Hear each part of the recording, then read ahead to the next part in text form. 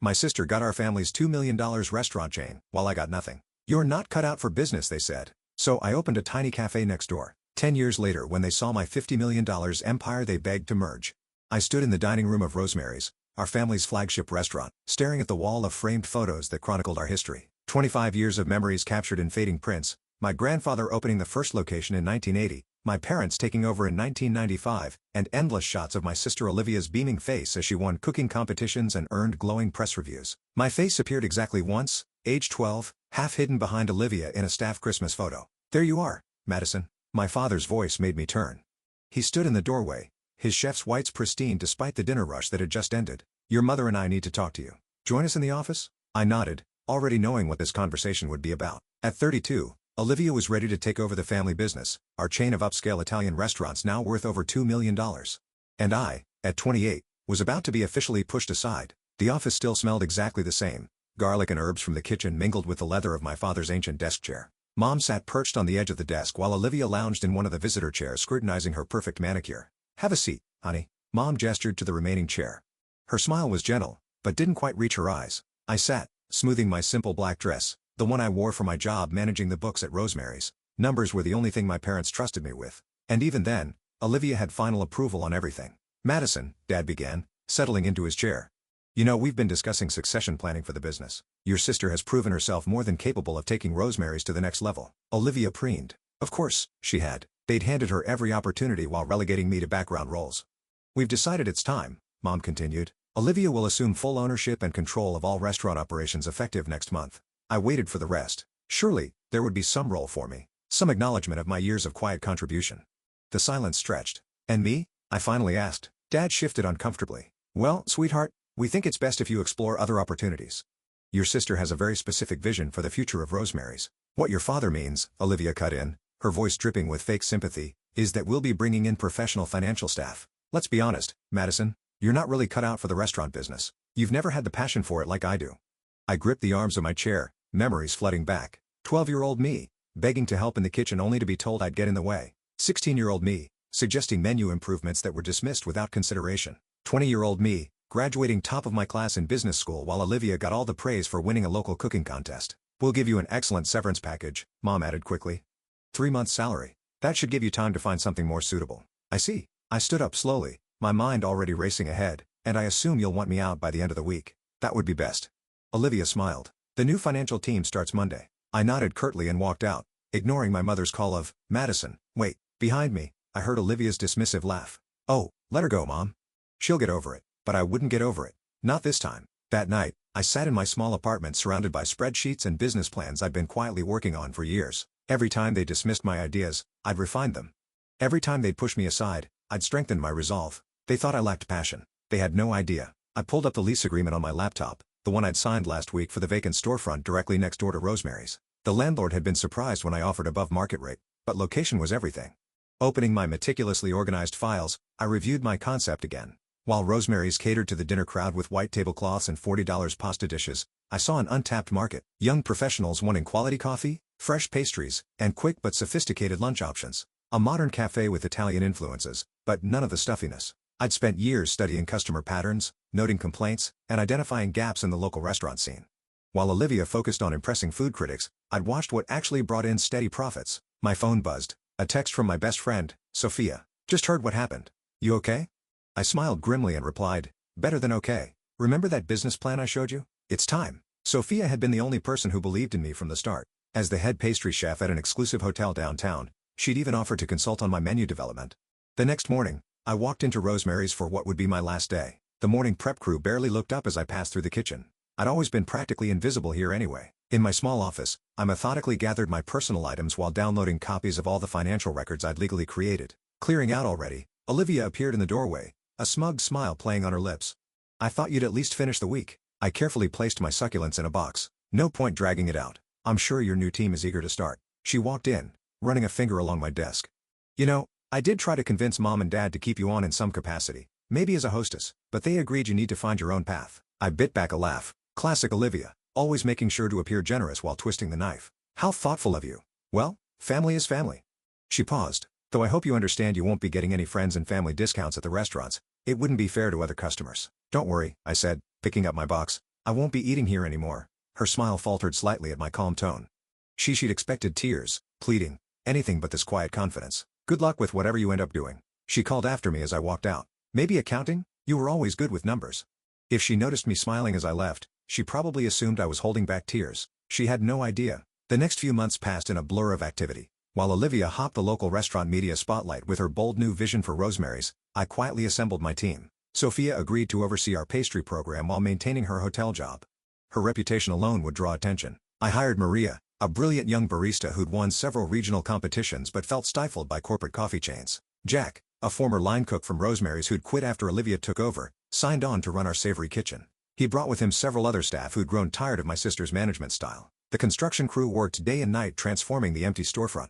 Floor-to-ceiling windows would flood the space with natural light. The coffee bar crafted from reclaimed wood and Italian marble would be a showpiece. Every detail was carefully chosen to create an atmosphere that was both welcoming and sophisticated. I threw myself into every aspect of the business. While managing construction, I also focused on brand development, menu testing, and staff training. My savings account dwindled, but my small business loan would cover the remaining startup costs. I had one shot at this, and I wasn't going to waste it. The day we installed the sign was when reality truly hit home.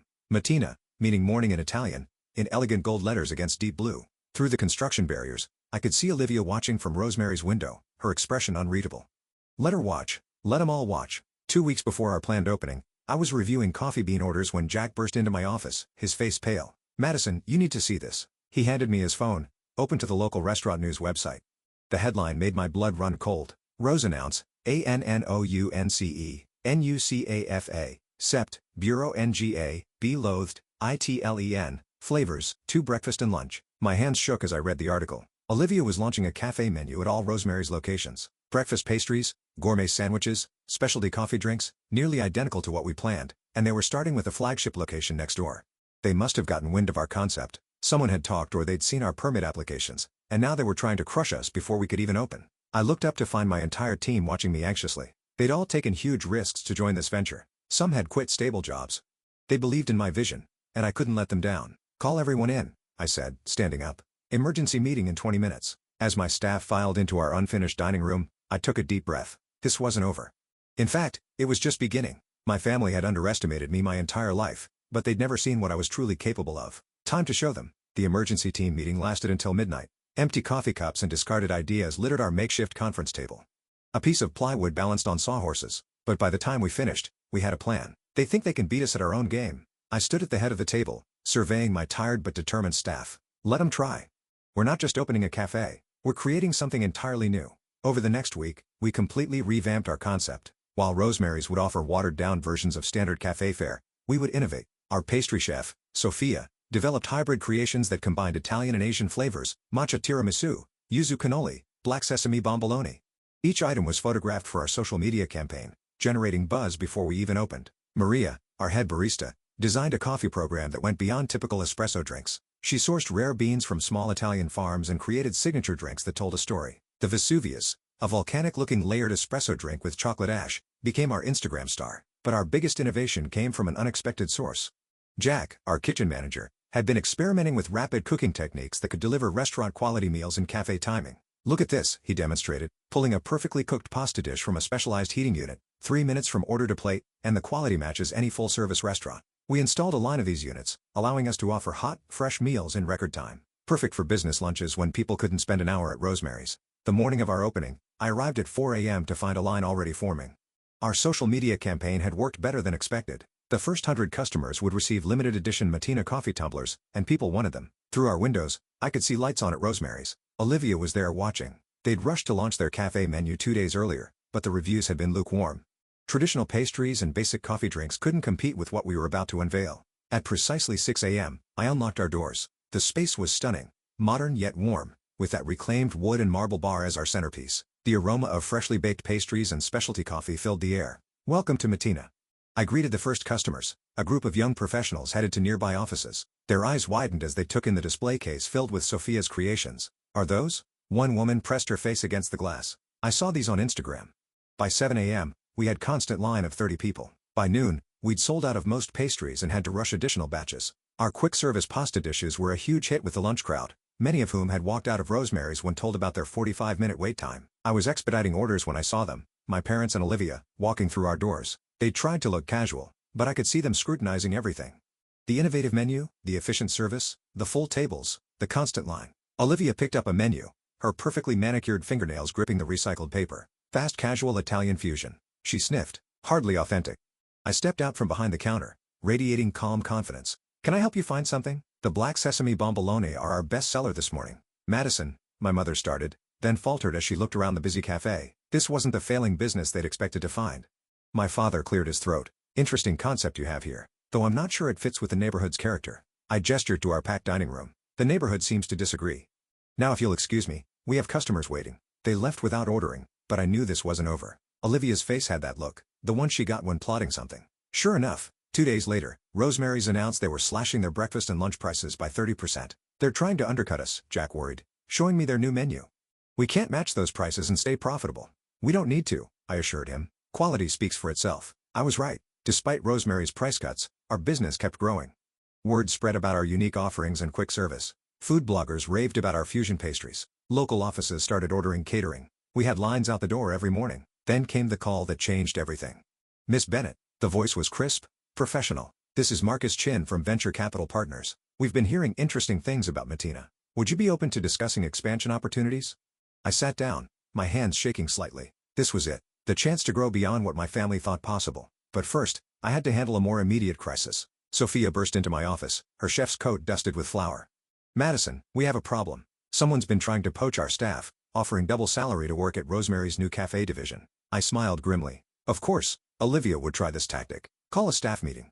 Time to let everyone in on phase 2 of our plan. The next morning, I walked into the VC meeting with a detailed expansion proposal, not just for 1 or 2 new locations, but for a complete reimagining of the quick service dining industry. Our goal isn't to compete with traditional restaurants, I explained, pointing to my projections. We're creating a new category entirely. High-end quality with fast casual efficiency, and we can replicate this model anywhere. Marcus leaned forward, intrigued. And your current locations numbers support this? I handed him our first quarter financials. His eyebrows rose as he reviewed them. Very impressive. But I have to ask, what about competition? Particularly from established local restaurants. He was diplomatic, but I knew he meant Rosemary's. Competition drives innovation, I said confidently. We've already proven we can succeed against established players. Now we're ready to expand that success. 2 weeks later, I signed the investment deal. $10 million in first-round funding with an aggressive expansion plan. We would open 5 new locations in the next year, each with our signature blend of quality, speed, and innovation. The news hit the local restaurant scene like a bombshell. Olivia's attempts to copy our concept suddenly looked small and derivative. Everyone was talking about the future of dining, and Martina was leading the conversation. Walking into work the morning after the announcement, I found an envelope on my desk. Inside was a note in my mother's handwriting. Perhaps we should talk. Mom. I tucked the note away without responding. They had years to talk, years to see my potential. Now they could watch what happened next. The first new Latina location opened 4 months later in the heart of the financial district. The line on opening day stretched for 3 blocks. 2 months after that, we launched in the trendy arts district, adding evening hours and a wine program. Each new location brought innovations. We introduced automated ordering systems that remembered customer preferences. Our kitchens became models of efficiency, delivering complex dishes in minutes. The press started calling us the future of Italian dining. Rosemary's, meanwhile, struggled to keep up. Their attempts to modernize felt forced and confused their traditional customer base. I heard to industry gossip that their profits were dropping. Then came the headline that shook the local restaurant world. Rosemary close STU locations, traditional, modern dining. Seeing that article, I felt no joy. This hadn't been about destroying my family's business. It was about building something true to my own vision, something that would make a real difference in the industry. That evening, as I was reviewing plans for our 6th location, my office phone rang. The caller ID showed Olivia Bennett. I stared at the phone for a long moment, thinking about everything that had led to this point. Then calmly, I picked up the receiver. Madison? Olivia's voice wavered, lacking its usual confidence. We need to talk. I leaned back in my chair, looking out at the city lights. In the reflection of my office window, I could see the gleaming signs of 3 Latino locations. I'm listening. Can we meet in person? She paused. Please. It's important. An hour later, I sat across from Olivia at a neutral location, an upscale bar downtown. She looked different, somehow smaller. The perfectly curated appearance remained, but stress had left its mark. We're losing everything, she said without preamble, staring into her untouched wine. Rosemary's is failing. 2 locations closed, and the others are barely breaking even. The banks are threatening to call our loans. I took a measured sip of my drink. I'm aware of your situation. Of course, you are. She laughed bitterly. You probably knew before we did. You always were better with numbers. What do you want, Olivia? She straightened, composing herself. We want to propose a merger. Rosemary's and Martina. Combined resources. Shared expertise. We cold. No. The word came out sharp and final. You haven't even heard the terms? I don't need to. I set my glass down carefully. Martina is valued at $50 million. Olivia. We're opening our 15th location next month with 30 more planned for next year. We don't need Rosemary's resources or expertise. We're still family, she whispered. Are we? When was the last time you treated me like family? She flinched. I know we make mistakes. Mistakes? I cut in. You systematically pushed me aside for years. You took every opportunity to belittle me, to remind me I wasn't good enough. When you forced me out, you didn't even have the decency to be honest about it. You wrapped it in fake concern and condescension. I was wrong, she said quietly. We all were. Watching what you've built, it's extraordinary, Madison. You've revolutionized the entire industry while we were clinging to outdated traditions. I studied her face, searching for the manipulation I'd grown so accustomed to seeing. But for once, my sister seemed genuine. Here's what I'll offer, I said finally. Not a merger. Martino remains independent, but I'll buy the original Rosemary's location, the one grandfather built. I'll keep the name and some signature dishes, but modernize the concept. A single high-end dinner venue to complement our fast casual empire. And the other locations? Close them. They're not viable anymore. Use the sale proceeds to pay off your debts. After that, if you're interested, we might discuss a position at Martina. Entry level. No special treatment. You'd have to earn any advancement. Her eyes widened. You'd really give me a chance after everything? Everyone deserves a chance to prove themselves. I had to build mine from nothing. You'll at least have a foundation. 2 days later, I sat in my parents' living room, reviewing the sales contract for Rosemary's. My father kept shaking his head, staring at the purchase price. All these years, he murmured, we never saw. You saw what you wanted to see, I replied, initialing another page. You decided early on that Olivia was the successful one, the one with potential. You'd never bothered to look deeper. My mother dabbed at her eyes with a tissue. Can you ever forgive us? I paused, considering the question. I'm not angry anymore. Building Martina taught me something important. Success isn't about proving others wrong. It's about proving yourself right. The acquisition of Rosemary's flagship location made headlines in the restaurant industry. But the bigger story came 3 months later when Martina announced our nationwide expansion plan. 100 locations across the country, plus our first international ventures in London and Tokyo. The day we opened the reimagined Rosemary's, I stood in that same dining room where the family photos hung. The wall had been redesigned, now telling a different story. Photos of grandfather still held pride of place, but alongside them were images of Martina's journey. My journey. Olivia, now 6 months into her role managing quality control for our pastry program, joined me. I heard Tokyo's opening beat all projections, she said, and London's already got a waiting list for franchises. I nodded. The Dubai team flies in next week to discuss Middle East expansion. She shook her head in amazement. A global empire built from a tiny cafe next door. You know what the irony is? If we hadn't tried to copy your concept that first day, if we just let you do your thing, Rosemary's might have survived. Maybe. But then I might not have pushed so hard to innovate. Sometimes our biggest challenges lead to our greatest successes. Later that night, after the last customers had left and the staff had gone home, I sat alone in my office reviewing expansion plans. On my desk sat a small plaque given to me that morning by my team. It read, Madison Bennett, founder and CEO, Martina International. From a single door to a worldwide welcome. I picked up the plaque, running my fingers over the engraved words. Success wasn't just about the money, the locations, or even proving my family wrong. It was about staying true to your vision even when no one else could see it. My phone buzzed. Photos from the Tokyo location's soft opening. The line stretched for blocks, just like that first morning next door to Rosemary's. But now, the crowds weren't just waiting for coffee and pastries. They were waiting to be part of something revolutionary. I opened my laptop to review the latest innovation proposals from our R&D team. We were exploring AI hydrogen ordering systems, sustainable sourcing initiatives, and revolutionary kitchen automation. The $50 million empire was just the beginning. The sun was rising by the time I finally left the office. I passed the original Martina location, now a historical landmark in our company's story. The sign still glowed warmly in the early morning light, welcoming another day of possibilities. My family had given me nothing, believing I'd amount to nothing, but they taught me the most valuable lesson of all. The only limits that matter are the ones you accept for yourself. Standing there in the growing light, I smiled. Time to start another day of proving just how limitless those possibilities could be.